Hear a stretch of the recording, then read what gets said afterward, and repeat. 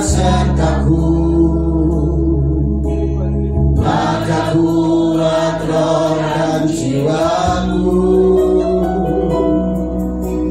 Tangan-Mu Tuhan selalu ku naikkan,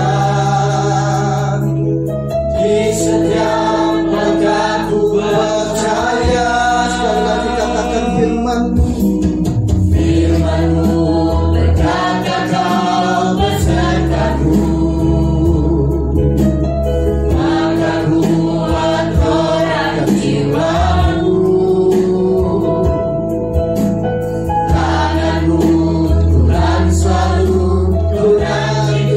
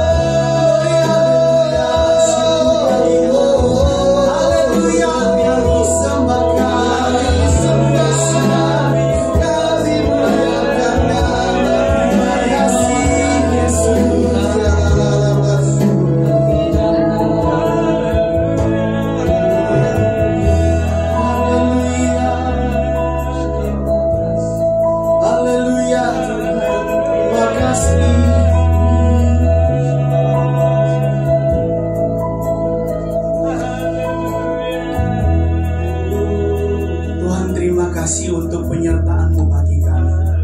Terima kasih untuk perkenanan-Mu dalam setiap kami hari ini. Kami ada sebagaimana kami ada, bukan karena kuat dan gagah kami, tetapi semuanya karena anugerah Tuhan. Penyertaan Tuhan nyata dalam kehidupan kami. Pada saat yang berbahagia ini Tuhan, kami hendak mendengarkan firman-Mu. Sempurnakan kiranya ibadah ini dengan firman-Mu, supaya kami boleh pulang tidak dengan tangan yang hampa, tetapi kami boleh diberkati, kami boleh diteguhkan sekali lagi dengan firman-Mu Tuhan. Berbicaralah kepada setiap pribadi yang ada di tempat ini. Kami bergantung sepenuhnya kepada Roh Kudus-Mu yang menolong, melawat setiap pribadi yang ada di tempat ini. Karena kami percaya bahwa kuasa-Mu tidak terbatas. Sekalipun kami terbatas, tetapi kami percaya bahwa Roh Kudus-Mu tidak terbatas untuk menjamah, memperbaharui hati kami hari ini, pribadi lepas pribadi Tuhan. Di dalam nama Tuhan Yesus Kristus kami berdoa dan kami mengucap syukur. Haleluya. Mari setiap kita yang percaya katakan amin. Silakan duduk Bapak Ibu. Bapak Ibu, shalom. Shalom. Coba lihat samping kiri kanannya, kemudian jabat tangannya, katakan Tuhan Yesus baik. Haleluya. Katakan kepada samping kiri kanannya, Tuhan Yesus baik. 25 tahun ya, bener ya Mas Aris. 17 tahun. Sweet 17. Kalau misalnya orang-orang biasanya merayakan 17 tahun itu dianggap angka yang sangat sakral. Karena wah, ini akhir balik, kemudian sweet, manis, makanya namanya sweet 17. Oh enggak, sweet 45 gitu. Umur 45 sweet. Ya, hari ini saya akan menyampaikan firman Tuhan yang berjudul Iman dalam Kesatuan. Ya, sebelum saya menyampaikan firman Tuhan, saya mau kita semuanya bernyanyi. Masih siap? Masih bisa memuji Tuhan? Amin. Haleluya, masih siap ya? Kita coba nyanyi. Bersyukurlah kepada Tuhan. Ini lagu yang memberkati saya, karena saya yakin dan percaya bahwa kita yang ada di tempat ini itu harus memiliki hati yang bersyukur. Amin. Mari kita angkat pujian ini, kita katakan bersyukurlah kepada Tuhan.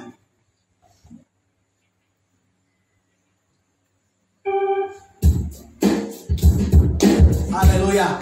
Moga Bapak Ibu bisa tepuk tangan, bisa bersorak-sorak buat Tuhan. Katakan haleluya. Katakan bersyukurlah kepada Tuhan. Sekali lagi. Oh haleluya. Sebelah kiri. Haleluya. Kasih setia, kasih setia. Bersyukurlah kepada Tuhan. Amin. Sebab Dia baik, sebab Dia baik. Bahwasanya Ku selamanya. Kasih setianya, kasih setianya. Saya mau ibu-ibu nyanyi dengan suara yang lantang, dengan keyakinan. Ibu-ibu katakan bersyukurlah kepada Tuhan. Haleluya. 3, 2, 1. Bersyukurlah kepada Tuhan. Haleluya. Haleluya. Bahwasanya keselamanya, kasih setianya, kasih setia. Sekarang kau Bapa bersyukur. Haleluya. Oh Yesus baik. Sebab Dia baik, sebab Dia baik. Bahwasanya Ku selamanya, kasih setia. Sekarang bersama-sama kita nyanyikan pujian ini, katakan bersyukurlah. Oh Kau baik Tuhan, Kau baik bagi kami. Haleluya, kami mau bersyukur Tuhan. Haleluya. Yes.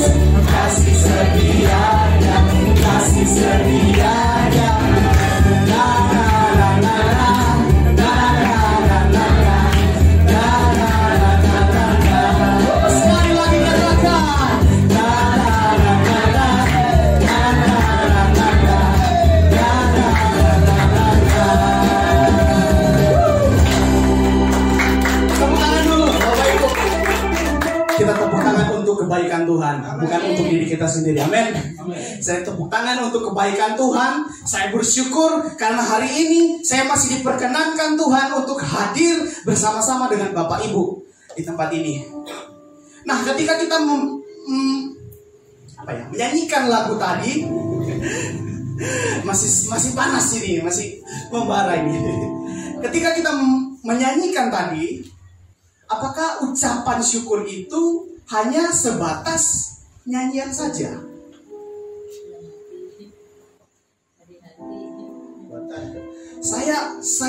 Saya ketika menyanyikan pujian itu, sekalipun itu pujian sukacita ya Bapak Ibu, tapi kalau misalnya itu dari hati yang paling dalam, dari hati yang penuh dengan ucapan syukur, saya pasti mendidihkan air mata. Kenapa? Karena saya ada hari ini bukan karena kekuatan saya. Saya bersyukur, karena apa? Karena saya tidak bisa membalas kebaikan Tuhan. Satu-satunya yang bisa saya naikkan kepada Tuhan itu cuma ucapan syukur saya. Tuhan, hidup saya ini sudah hidup yang tidak layak di hadapan Tuhan, tapi Tuhan mau menyelamatkan saya. Betapa baiknya Tuhan dan betapa besar anugerah Tuhan dalam kehidupan kita. Amin. Bapak Ibu, saya mau supaya kita merenungkan kebaikan Tuhan. Bersyukur itu bukan hanya sekedar ketika kita menaikkan pujian. Oh, di depan sini kita beribadah, kemudian kita memuji Tuhan. Tidak. Tapi itu lahir dari hati yang paling dalam. Glenn Fredly pernah berkata begini, apa yang dilakukan manusia dari hati, itu pasti sampai ke hati orang lain. Kalau kita melakukan sesuatu itu dari hati yang paling dalam, saya yakin dan percaya itu akan sampai kepada hati Tuhan. Tuhan akan disenangkan. Amin. Maka pertimbangkan ini Bapak Ibu. Ketika kita menyanyikan pujian, ketika kita berdoa, ketika kita membaca firman Tuhan, ketika kita melakukan segala sesuatu, baiklah kita selalu mengupayakan itu dari hati. Saya melakukan ini dari hati yang paling dalam. Sekalipun misalnya ya Bapak Ibu, saya ditunjuk untuk menyanyi, tapi meskipun suara saya mungkin sedikit compang-camping ya. Ini lagunya dari G, tapi saya mulai dari D. Ya mungkin, tapi kalau misalnya saya punya hati, saya mau belajar, saya mau mengupgrade diri, maka tidak ada yang mustahil. Amin Bapak Ibu. Amin. Aminkan ini. Haleluya. Ini belum masuk firman. Ini baru pembukaan. Saya diberi waktu 2 jam. Haleluya. Saya diberi waktu beberapa menit ke depan untuk menyampaikan firman Tuhan. Nah, saya akan menyampaikan firman Tuhan yang berkenaan dengan iman di dalam kesatuan. Katakan sama-sama, iman di dalam kesatuan. Iman itu ternyata Bapak Ibu tidak hanya nampak ketika kita memuji Tuhan.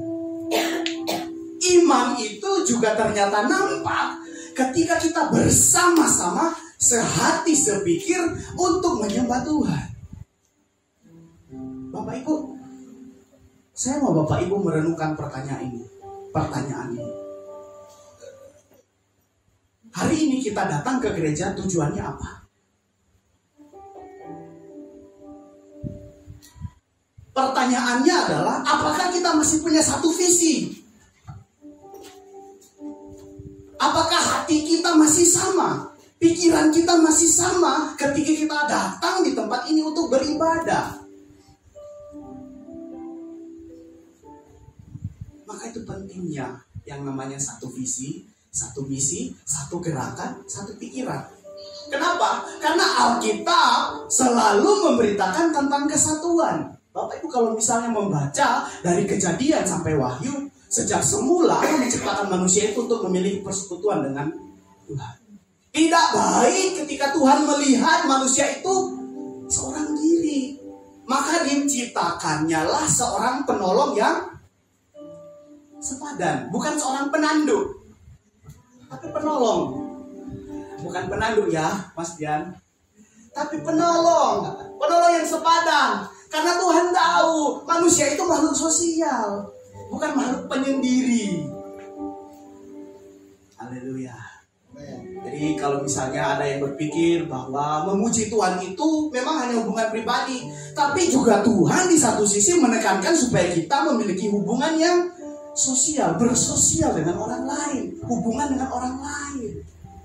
Iman itu ketika kita percaya kepada Tuhan harus diwujud nyatakan kepada orang lain. Amin. Amin. Kalau tidak ada orang lain, bagaimana Mas Dian?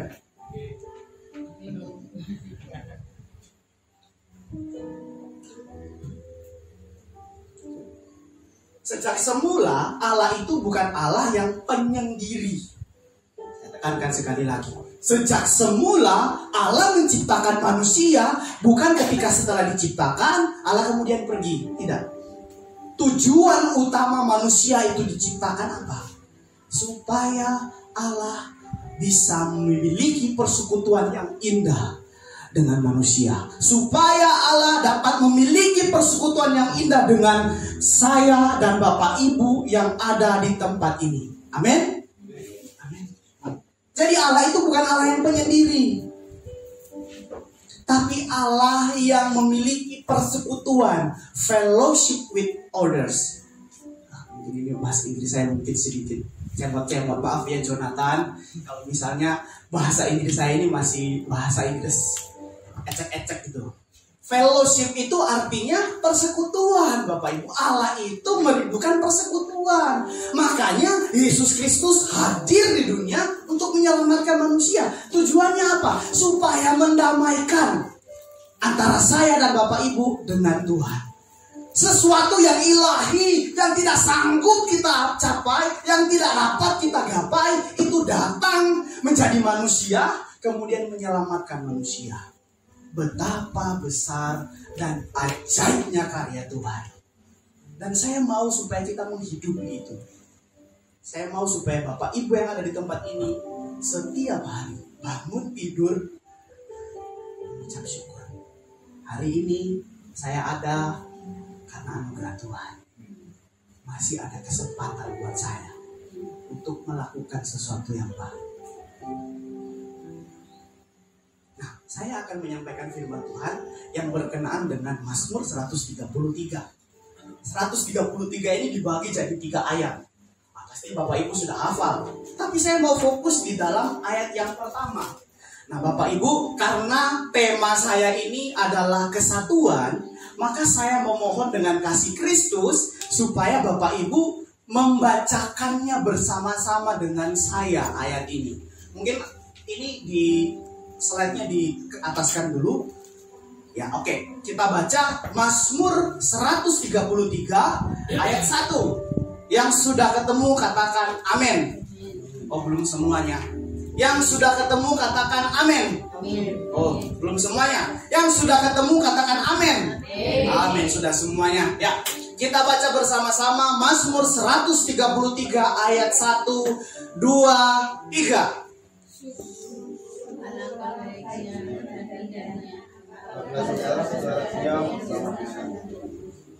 Begininya yang baik di atas kepala, melewati janggut, yang melewati janggut harus daripada seperti itu gunung yang turun ke atas gunung Sion,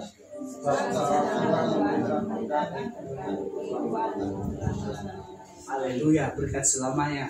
Ya, inilah yang namanya BKS itu selalu bekerja sesuai dengan bahkan di luar dari apa yang diekspektasikan gitu loh. Ya, tadi saya hanya minta 1 ayat aja, sampai di ayat yang ketiga ini. Tepuk tangan dulu untuk Bapak Ibu semuanya, ini semangat. Saya sangat semangat ini untuk merenungkan firman Tuhan. Sampai hanya 1 ayat, ini berarti sampai 3 ayat ya Mbak. Jadi ini ada indikasi kalau saya khotbah sampai jam 1. Karena membahas satu ayat gitu. Haleluya. Cinta akan firman Tuhan. Haleluya. Ya Bapak Ibu, saya mau fokus di ayat yang pertama. Ayat pertama itu tadi ditulis nyanyian ziarah. Betul ya, nyanyian ziarah. Nah, kata ziarah itu kalau misalnya saya lihat di dalam bahasa asli, saya tahu bahwa Bapak Ibu mungkin ada yang belum sekolah teologi atau ada yang tidak memiliki pendidikan teologi yang membahas khusus dengan bahasa asli. Nah, saya mencoba mengartikan atau menerjemahkan ayat 1 ini. Ayat 1 ini seperti sorry. Nah, ayat 1 ini berbunyi begini. Kalau di dalam terjemahannya ya Bapak Ibu kayak gini. Nyanyian pendakian menuju rumah Tuhan oleh Daud. Jadi siara itu menekankan tentang pendakian menuju rumah Tuhan. Nanti saya akan jelaskan bagaimana demografi atau geografis dari letak dari rumah Tuhan itu. Makanya di sini dikatakan nyanyian pendakian menuju rumah Tuhan. Kalau kita baca nyanyian ziarah itu kan perjalanan. Lalu apa hubungannya dengan ayat ini? Nah, ini akan banyak sekali hubungan yang baik dan sangat memberkati bagi kita. Kalau misalnya di dalam terjemahan aslinya,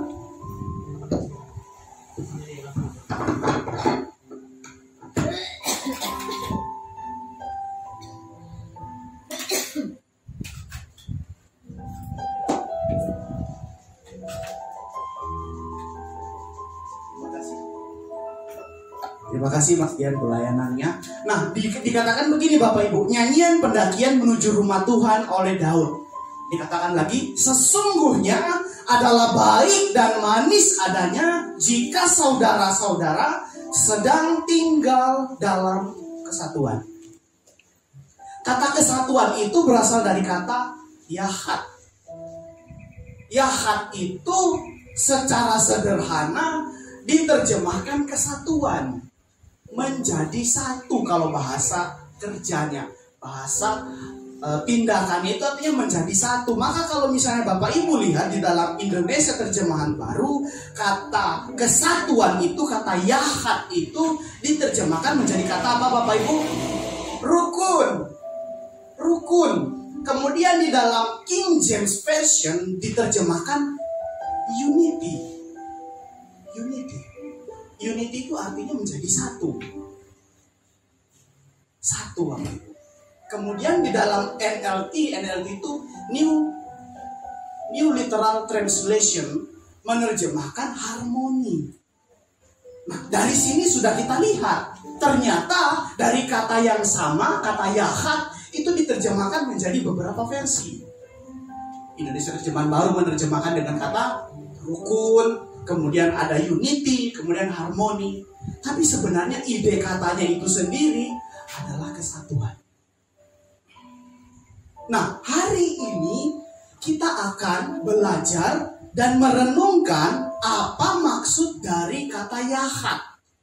Bagaimana kita dalam iman Kristen itu memahami kata yahat. Yahat itu yang diterjemahkan rukun, diterjemahkan unity, diterjemahkan menjadi harmoni. Nah, sebenarnya apa yang ingin ditekankan?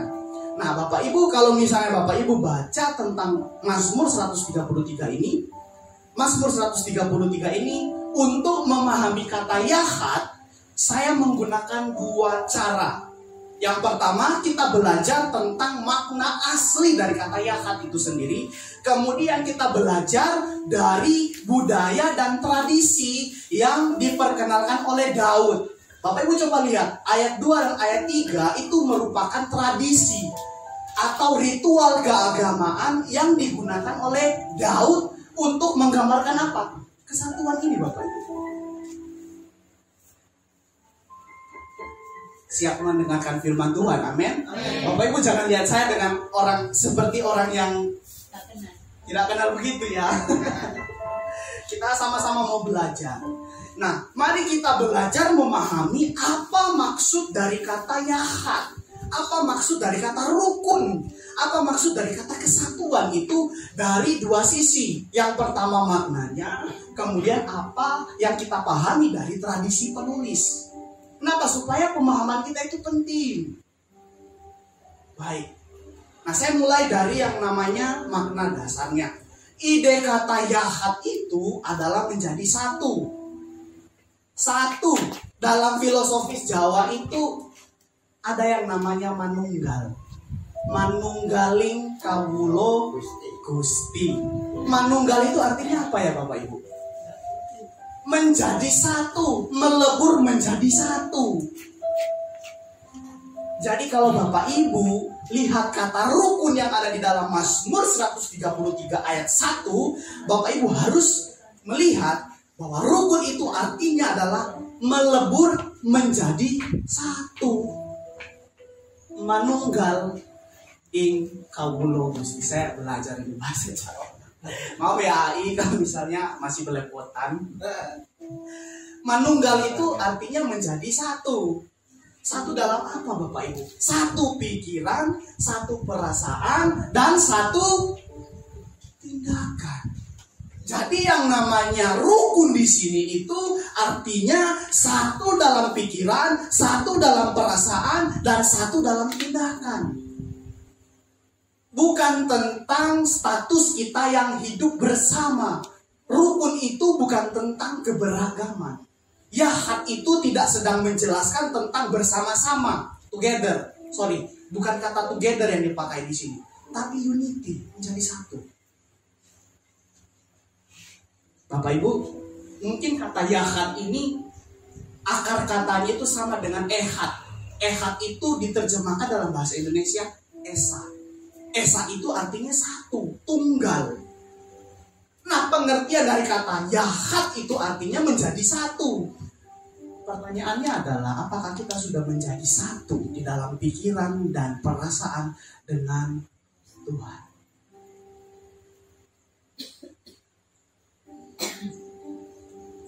Kunci dari hidup rukun, kunci dari hidup yang harmonis itu satu. Pikirannya, perasaannya, tindakannya itu sama dengan apa yang Kristus pikirkan. Amin.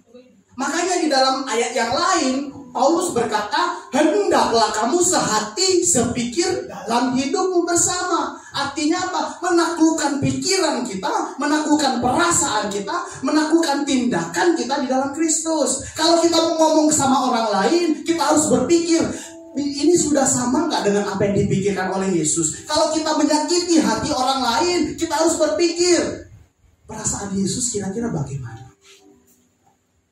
Halo Bapak Ibu, amin. Kalau kita mau melakukan sesuatu, kita harus berpikir, ini sudah sesuai belum dengan apa yang Tuhan Yesus pikirkan? Itu kuncinya menjadi satu. Manunggal, melebur menjadi satu. Bukan lagi saya, tetapi Gusti Tuhan Yesus. Maka ketika kita memiliki standar yang jelas tentang kerukunan, kita akan bisa berbuat atau bertindak atau berkata-kata sesuai dengan standar dari Tuhan. Standarnya apa? Sesuai nggak dengan pikiran Kristus? Sesuai nggak dengan apa yang dirasakan oleh Kristus? Sesuai nggak dengan apa yang harusnya dilakukan oleh Kristus? Kalau tidak sesuai, berarti itu tidak mendatangkan kesatuan. Coba kita renungkan di dalam gereja. Tidak perlu di gereja dulu. Coba Bapak Ibu bayangkan kalau misalnya Bapak Ibu nyanyi. Saya di sini mimpin pujian, nyanyinya nadanya A. Tapi Bapak Ibu nyanyinya nadanya G. Kira-kira orang yang dengar gimana? Sakit telinganya Bapak Ibu. Betul. Nah coba kita pikirkan ini. Kalau misalnya di dalam gereja itu tidak ada kesatuan di dalamnya, maka itu tidak menyenangkan dan tidak indah, tidak manis didengar oleh Tuhan. Jadi yang ditekankan itu di sini kesatuan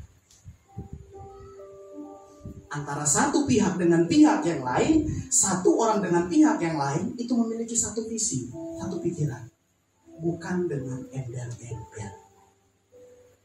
Mau Tuhan mau aku yo mau.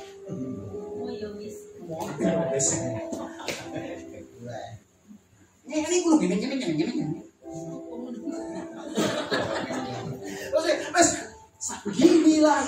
Inilah. Jadi sudah punya kepentingan yang lain, Bapak Ibu.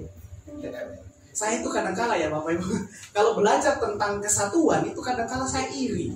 Saya iri dengan setan. Setan itu di mana-mana. Kalau misalnya ada temannya yang kesurupan, tiba-tiba datang di teritorial yang lain, ya pasti kong kali kong.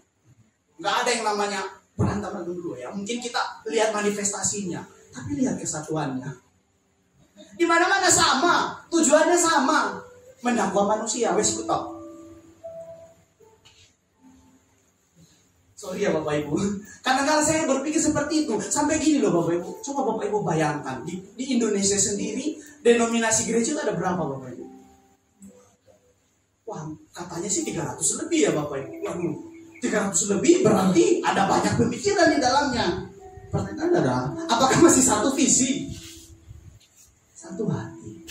Bapak Ibu coba lihat. Waktu Yesus mau disalib, Tuhan Yesus itu berdoa di Taman Getsemani. Ya, Lukas mencatat waktu Yesus berdoa itu butir-butir keringat itu sampai seperti air anggur ya. Darah ya, maksud saya darah, bukan anggur. Darah. Ketika ia berdoa, harapannya hanya satu, permintaannya satu, supaya menjadikan kita satu. Sama seperti Bapa dan Dia adalah satu, maka Ia dan manusia itu juga harusnya menjadi satu. Ada pujian yang mengatakan seperti ini. Dalam penderitaanmu kau menengadah dan berdoa agar kami bersatu seperti Bapa dan Engkau satu. Pertanyaannya adalah, apakah kita sudah menjadi satu dengan orang-orang yang ada di sekeliling kita?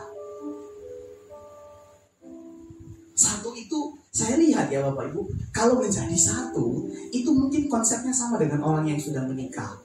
Maaf, saya bukan ingin menggurui, tapi saya melihat kesatuan itu dari gambaran orang yang sudah menikah. Benar ya Mbak?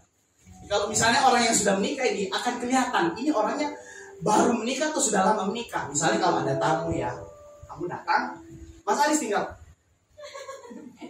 sudah tahu, oh iya ada bencana, ada sesuatu yang harus disuguhkan. Itu satu.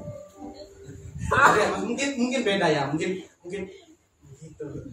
Tapi saya kan belum menikah Mas Dian, jadi saya nggak tahu. Tapi inti dari kesatuan itu sendiri itu Bapak Ibu. Meskipun bahasanya itu beda, meskipun itu bahasanya beda, tapi kita memahami. Amin. Amin pentol. Maka kalau misalnya Bapak Ibu hadir di tempat ini, pertanyaannya adalah apakah pikiran kita juga tertuju kepada Tuhan? Apakah kita memiliki kesatuan untuk untuk melihat Tuhan? Menyadari bahwa Tuhan itu hadir di sini, bukan mendatangkan hadirat Tuhan. Ada kadang-kala yang bilang, oh kita datangkan hadirat Tuhan. Tidak, tapi kita harusnya sadar. Awareness, maksudnya kita menyadari bahwa hadirat Tuhan itu ada di tempat ini.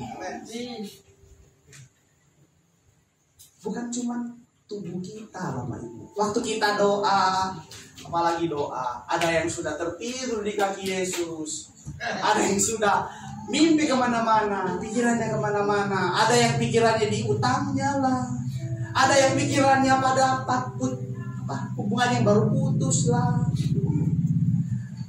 kesusahannya lah.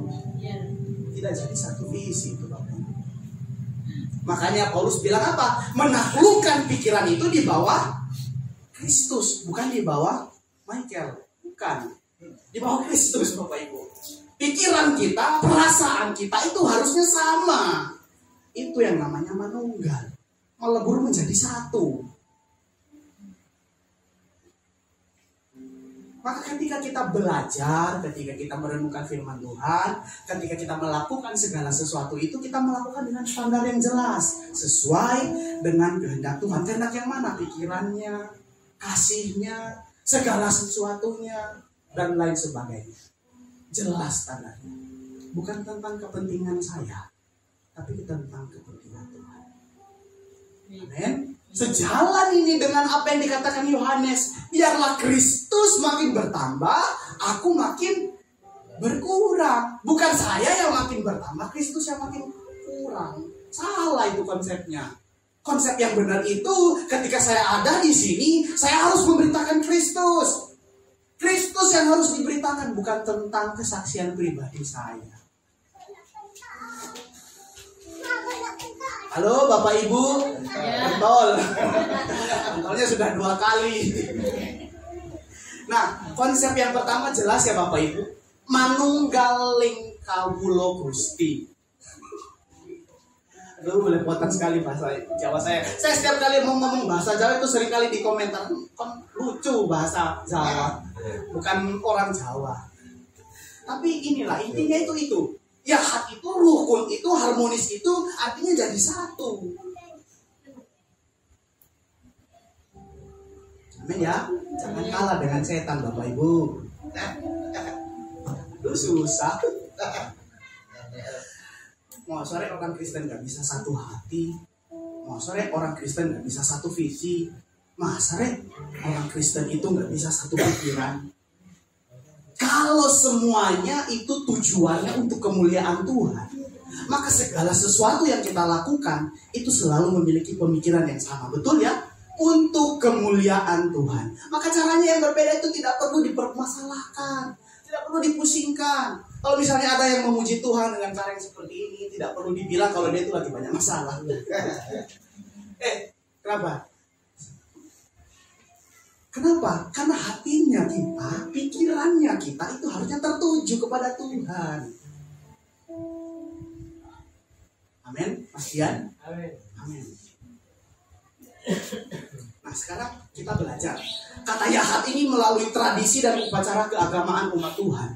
Mazmur 133 ayat 1-3 ini adalah masuk dalam kategori nyanyian ziarah Daud. Kalau misalnya Bapak Ibu baca ya, nyanyian ziarah itu sebenarnya nyanyian pendakian menuju rumah Tuhan.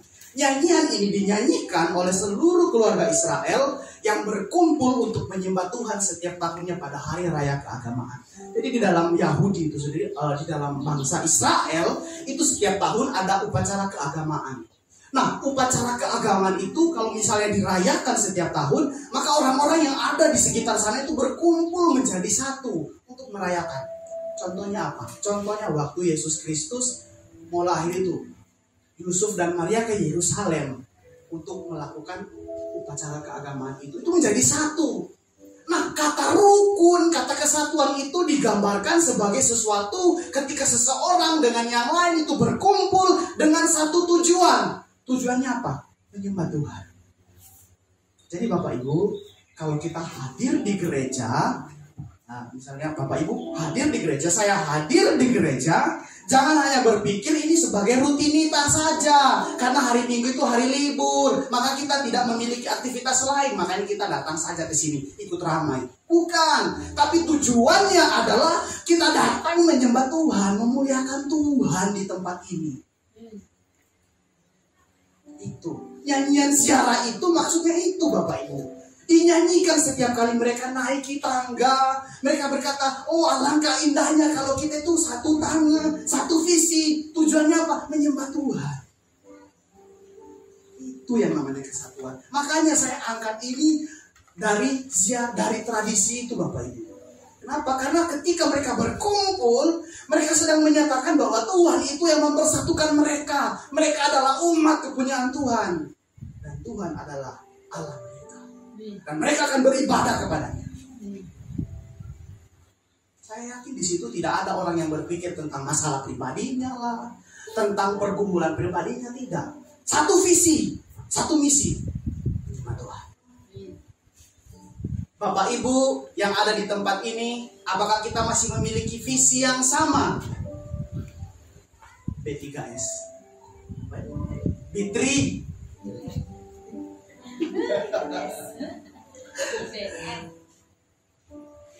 Apakah kita masih memiliki visi yang sama Bapak Ibu? Mari kita renungkan hari ini. Apakah kita berkumpul di tempat ini dengan tujuan yang sama, ingin menyembah Tuhan, ingin menghadap Tuhan, atau karena ada motivasi yang lain? Ini berpengaruh loh Bapak Ibu dengan pujian kita, dengan penyembahan kita. Kalau kita fokus pada Tuhan, apapun gangguan itu kita tidak akan kedistrak. Tetap fokus, menghargai, menghormati. Amin Bapak Ibu. Amin. Amin. Amin. Amin. Nah, sekarang mungkin selanjutnya ya.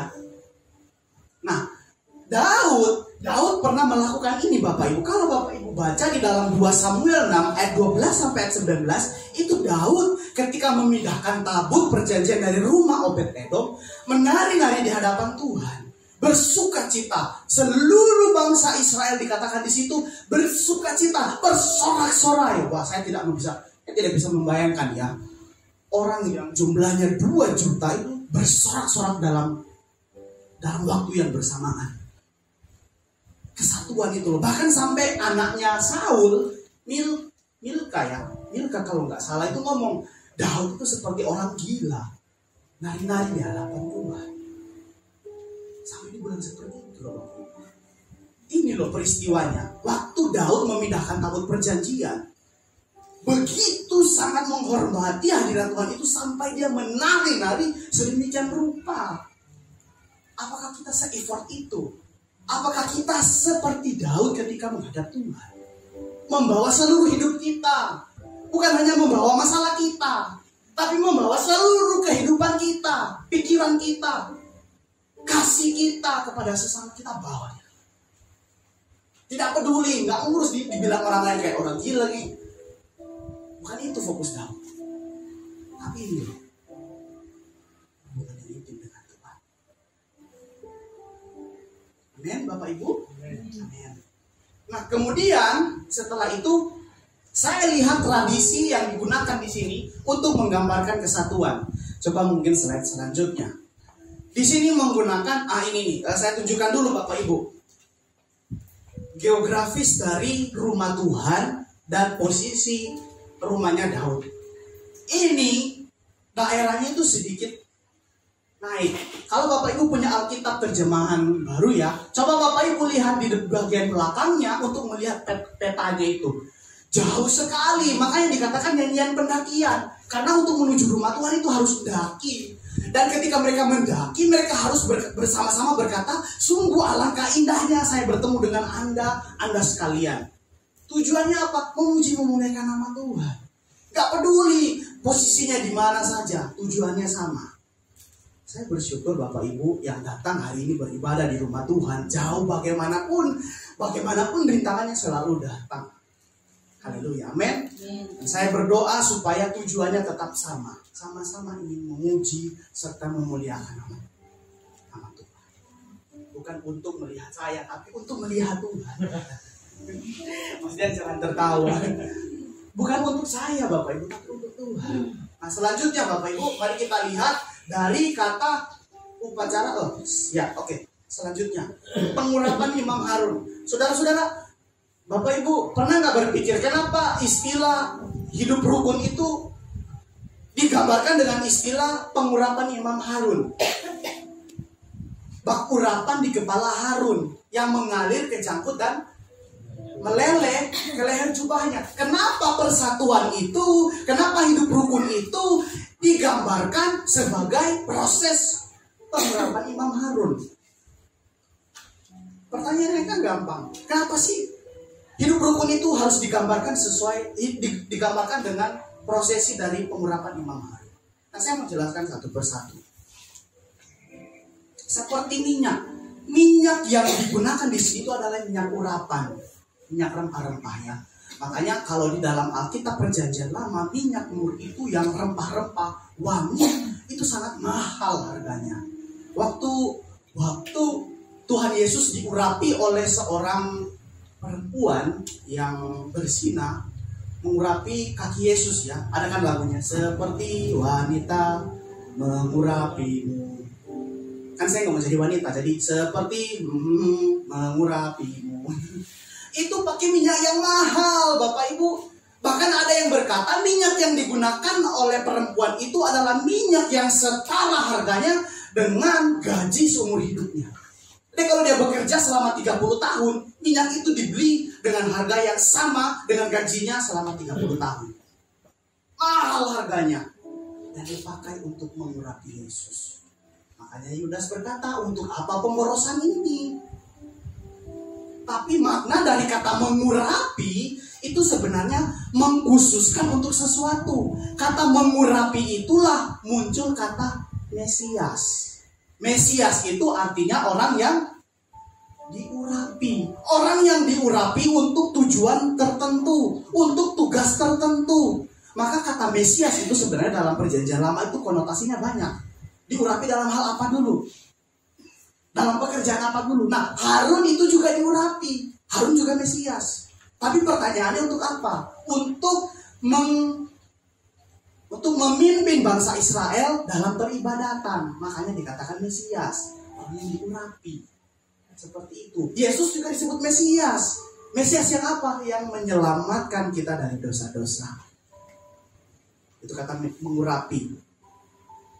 Kemudian kenapa digunakan seperti ini? Nah, Daud itu sebenarnya ingin membandingkan kesatuan yang disebut dalam ayat 1 itu, mungkin ayat slide selanjutnya, dengan minyak yang menyucikan Harun. Ingat ya Bapak Ibu, minyak itu digunakan untuk mengkhususkan, menyucikan, untuk tugas tertentu.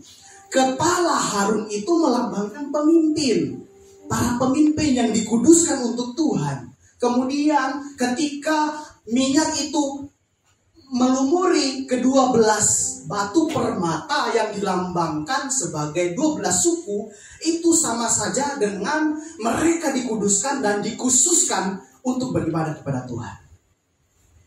Jadi tidak dengan sembarangan Daud berkata seperti minyak yang mengurapi Harun, tidak. Ingin menekankan bahwa mereka, pemimpin dan umat itu dikhususkan dalam satu visi dan misi.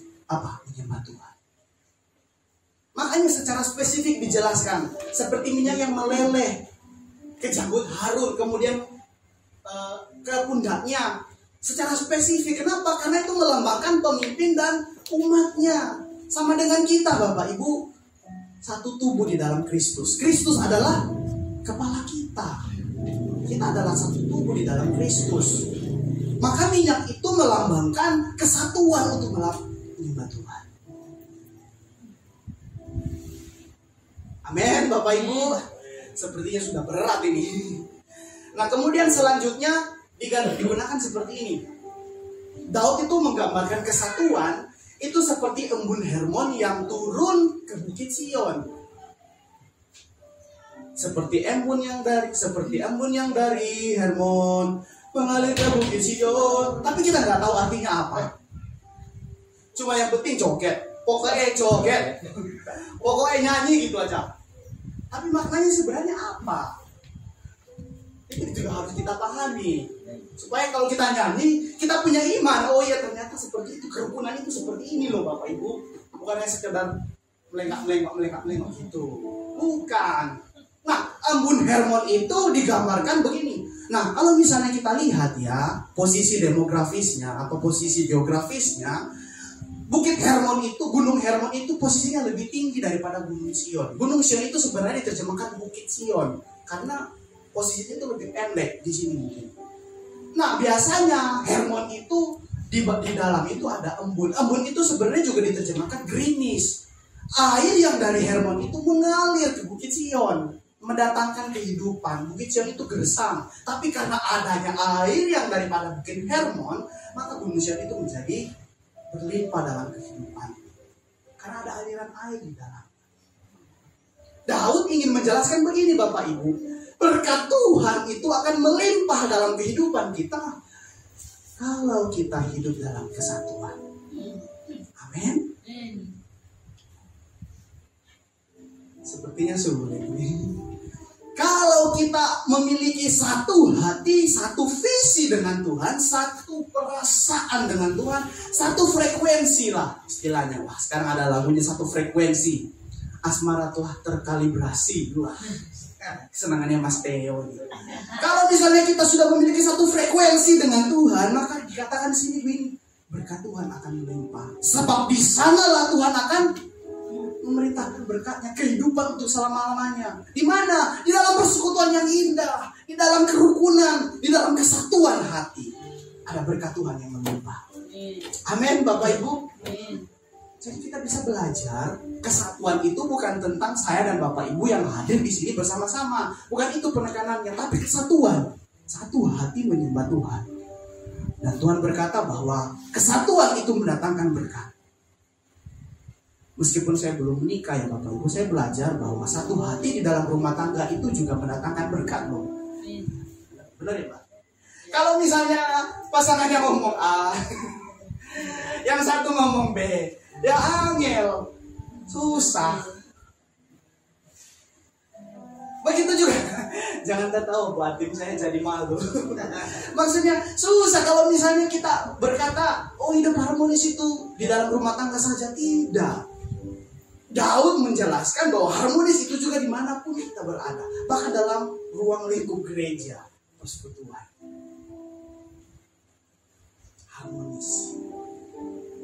Harmonis, rukun, harmonis, satu pikiran, satu visi. Ingat doanya Tuhan Yesus. Waktu Tuhan Yesus menderita, Tuhan Yesus masih berdoa bukan untuk dirinya sendiri, Bapak Ibu, berdoa untuk kesatuan hati Bapak Ibu dan saya. Luar biasa ya penekanannya di sini.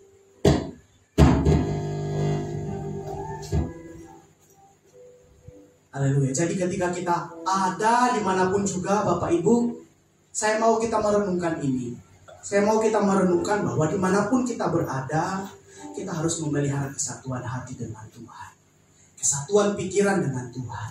Dalam hal apapun juga, kita selalu memikirkan apakah ini sudah satu frekuensi dengan Tuhan. Tuhan Yesus berkati. Mari kita tundukkan kepala. Kita berdoa. Bapa, kami mengucap syukur Tuhan. Terima kasih untuk penyertaan-Mu dalam kehidupan kami. Tuhan, kami berdoa supaya Tuhan menguatkan kami menjadi umat yang selaras, sehati, sepikir, mencapai satu tujuan. Sama seperti Engkau dan Bapa adalah satu. Kami berdoa supaya jemaat yang ada di tempat ini, jemaat Tuhan yang ada di tempat ini, memiliki satu hati, satu pikiran di dalam Tuhan, supaya Tuhan berkenan di sini. Tuhan memberikan berkat, Tuhan mendatangkan berkat dalam kehidupan kami, Tuhan mendatangkan sukacita dalam kehidupan kami, karena Tuhan melihat kehidupan yang harmonis di tempat ini. Karena Tuhan melihat jemaat yang ada di tempat ini adalah jemaat yang satu hati memuliakan Tuhan. Bagi kami Engkau segalanya. Mari kita pujikan pujian ini lagi. Bersama keluargaku melayani Tuhan. Bersatu bersamanya mengasihi. Haleluya. Tiada yang dapat berdiri bersama-sama Bapak Ibu. kasih-Mu ya Tuhan. Bagi kami Engkau segalanya. Sekali lagi kita katakan bersama keluarga kita, Bersama keluargaku melayani Tuhan. haleluya. Bersatu selamanya mengasihi Engkau. Amin. Tiada yang dapat melebihi kasih-Mu ya Tuhan. Bagi kami Engkau segalanya. Bersama keluarga kami melayani-Mu Tuhan. Bersama keluargaku melayani. Amin. Bersatu selamanya mengasihi Engkau. Haleluya. Tiada yang dapat melebihi kasih-Mu ya Tuhan. Bagi kami Kaulah segalanya. Bagi kami Kaulah segalanya Tuhan. Bagi kami Kaulah segalanya. Haleluya. Bagi kami Kaulah segalanya.